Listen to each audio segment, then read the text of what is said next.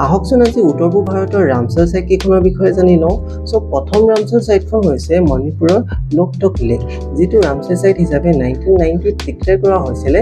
ই এটা fresh water lake হয়, য'ত কিছুমান আপোনালোকে ফুনডিছ দেখিবলৈ পায়।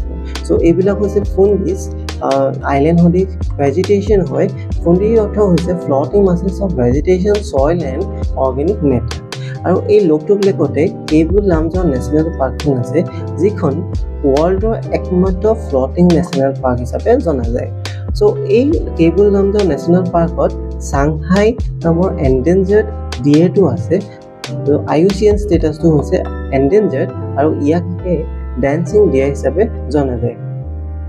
Now come to the second Ramsar site in Northeast India. সেইখন হৈছে অসমৰ দীপৰ বিল, যিখন 2002 চনত ৰামছাৰ চাইট হিচাপে ঘোষণা কৰা হৈছিল। Thirdly, we have Rudra-Sagar Lake in Tripura. এইখন এটা ফ্ৰেছ ৱাটাৰ লেক হয়, ত্ৰিপুৰাৰ মেলাঘৰত আছে, যিটো 2005 চনত ৰামছাৰ চাইট হিচাপে ঘোষণা কৰা হৈছিলে।